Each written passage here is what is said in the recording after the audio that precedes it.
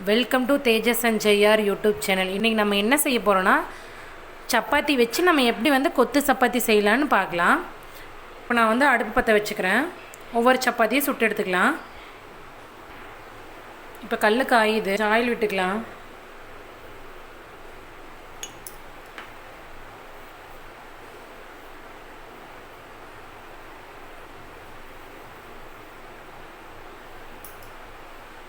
இப்போ சப்பாத்தி மேலே கொஞ்சம் ஆயில் விட்டுக்கலாம். இந்த மாதிரி ஒவ்வொரு சப்பாத்தியும் சுட்டு எடுத்துக்கலாம்.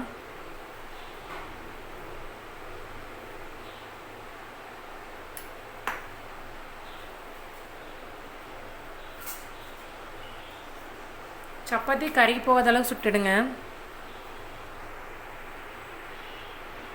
முடிஞ்ச அளவுக்கு சாஃப்டாக சுட்டு எடுக்கணும்.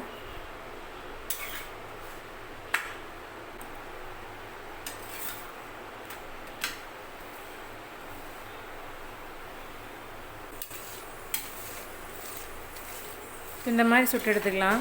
அடுத்த சப்பாத்தி போட்டுக்கலாம். இப்போ நம்ம சப்பாத்தி சுட்டு எடுத்தாச்சு. இது நம்ம துண்டு துண்டாக கட் பண்ணிட்டு வந்துடலாம். நம்ம சப்பாத்தி இந்த மாதிரி துண்டு துண்டாக கட் பண்ணி எடுத்து வச்சாச்சு. இப்போ அடுப்பில் ஒரு பாத்திரத்தை வச்சுக்கலாம். இப்போ கொஞ்சம் எண்ணெய் ஊற்றிக்கலாம். ஒரு 2 ஸ்பூன் எண்ணெய் ஊற்றிக்கலாம்.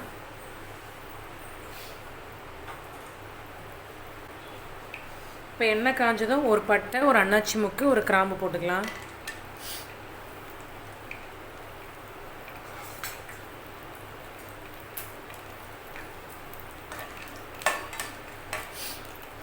பச்சை மிளகாய் 2 போட்டுக்கலாம்.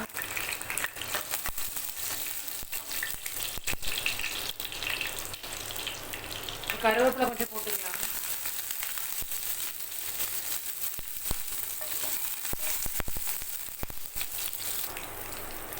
இஞ்சி பூண்டு பேஸ்ட் 1 ஸ்பூன் போட்டுக்கலாம்.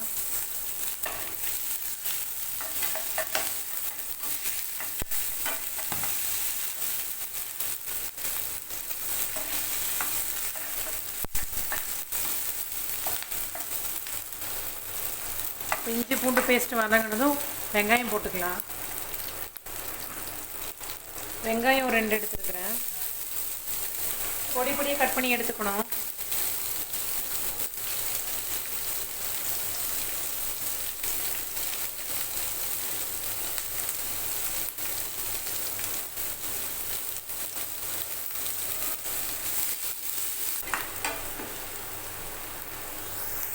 வெங்காயம் நல்லா வதங்கட்டும்.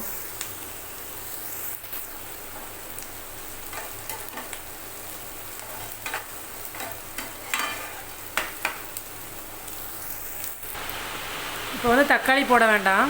ஃபஸ்ட்டு மஞ்சத்தூள் போட்டுக்கலாம். மஞ்சத்தூள் 1/4 ஸ்பூன்.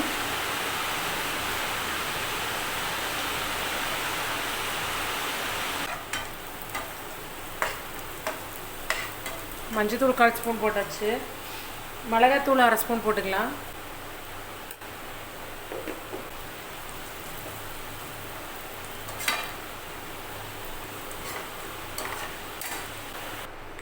கரம் மசாலா ஒரு 1/2 ஸ்பூன் போட்டுக்கலாம்.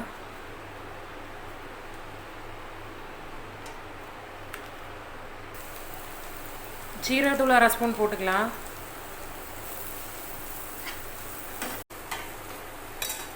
இப்போ தக்காளி ஒரு 2 போட்டுக்கலாம்.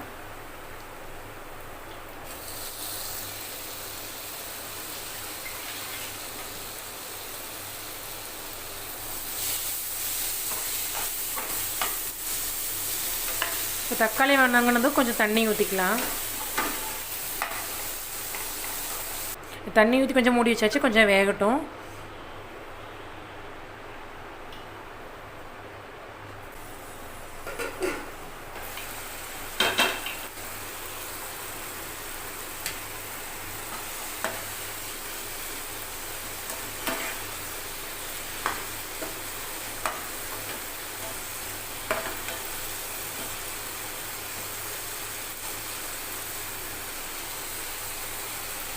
உப்பு தேவையான அளவு.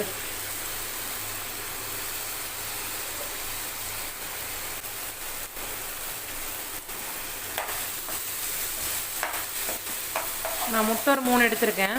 இப்போ இந்த மாதிரி ரவுண்ட் பண்ணி விட்டுக்கலாம். ஏன்னா முட்டை வந்து ஒட்டுக்கா உடச்சி ஊற்றி நம்ம கலக்கிவிட வேண்டாம்.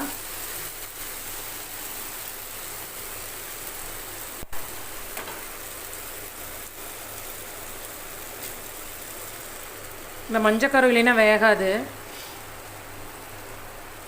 இந்த மாதிரி சென்டர் பண்ணி விட்டு நம்ம அதில் ஊற்றிக்கலாம்.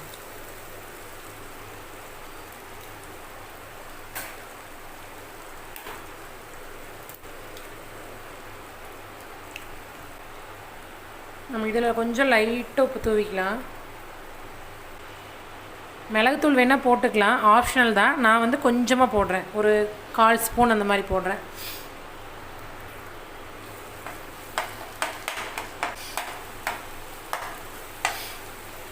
இப்போ இந்த கட் பண்ணி வச்ச சப்பாத்தி போட்டுக்கலாம்.